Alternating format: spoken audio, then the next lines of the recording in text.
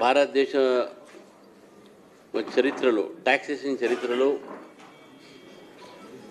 పన్ను వ్యవహారాల్లో భారత ప్రభుత్వం నిర్మలా సీతారామన్ గారి ద్వారా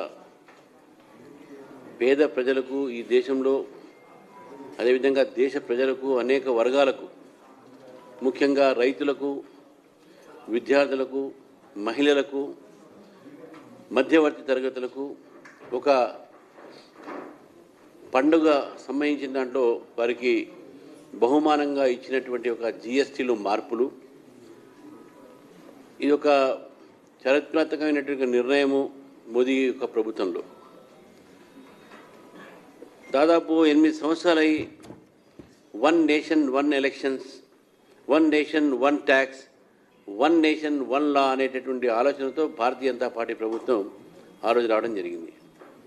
ఈరోజు వన్ నేషన్ వన్ లా అనేది కూడా దాదాపు మనం చూస్తూ ఉన్నాం. కొత్తగా వచ్చినటువంటి కొన్ని చట్టాల వల్లగానే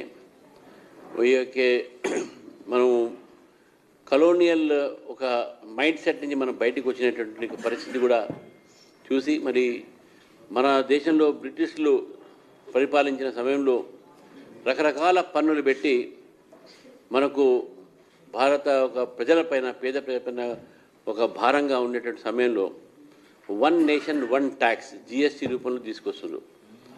అంటే వస్తు అదేవిధంగా సర్వీస్ సేవ ఈ రెండింటి మీద పన్ను పెట్టి కొన్ని మాత్రమే అంటే మన వ్యాట్ ఎక్సైజ్ ఈ 2-3 మాత్రమే రాష్ట్ర ప్రభుత్వాలకు వదిలిపెట్టి ఈ జిఎస్టీని తీసుకురావడం దాంట్లో సగం సగం సెంట్రల్ జిఎస్టీ స్టేట్ జిఎస్టీ ఈ రకమైనటువంటి దీంట్లో చేస్తే ఆ రోజు ఉన్నటువంటి పరిస్థితుల్లో మనకు ఈ 65.5 లక్షల మంది మాత్రమే ఈ జిఎస్టీ ట్యాక్స్ అప్పటికి పెట్టినప్పుడు వాళ్ళు ఉండే. కానీ ఈరోజు దాదాపు 1,51,00,000 మంది ఈ జిఎస్టీ ట్యాక్స్లు పే చేసినటువంటి సందర్భంగా మనకు పన్ను పెరిగింది, ఒక ఆదాయం పెరిగింది ప్రభుత్వానికి. ఎన్నో రకాలైనటువంటి ఇన్ఫ్రాస్ట్రక్చర్స్ కానీ మనకు భారతదేశంలో ఏదైతే మనం అభివృద్ధి కార్యక్రమాలు ఉన్నాయో మన దేశము ప్రపంచంలోనే దాదాపు 4వ స్థానంలో ఆర్థిక వ్యవస్థగా మనం వచ్చిన సందర్భంగా తొందరగానే మనం 5 ట్రిలియన్ ఎకానమీని చేరుకునేటటువంటి దిశలో మనం ప్రయాణించిన సమయంలో ఈ యొక్క జిఎస్టీ వలన ఈరోజు నరేంద్ర మోదీ గారు ఒక ట్యాక్సెస్ సంబంధించినటువంటి ఒక పన్ను వ్యవస్థని ఒకటి సరళీకరణ చేయటము, సింప్లిఫై చేయటము, అదేవిధంగా దీంట్లో ఎక్కువ మంది దీంట్లో వచ్చేటట్టు అయితే 56వ జిఎస్టీ కౌన్సిల్ మనకు ఢిల్లీలో జరిగింది.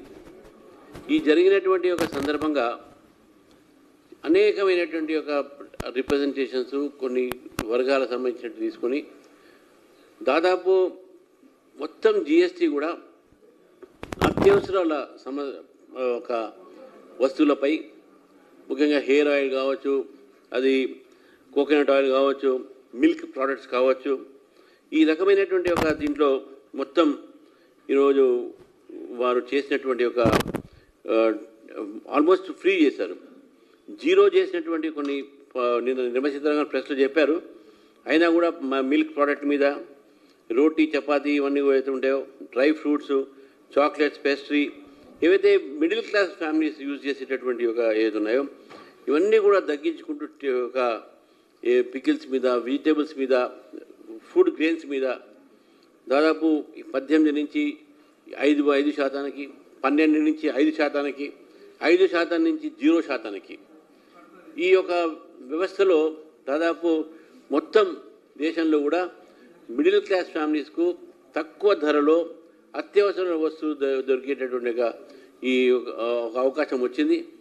ఇది ఒక పెద్ద మార్పు, పెద్ద ఆర్థికమైనటువంటి పెద్ద నిర్ణయము.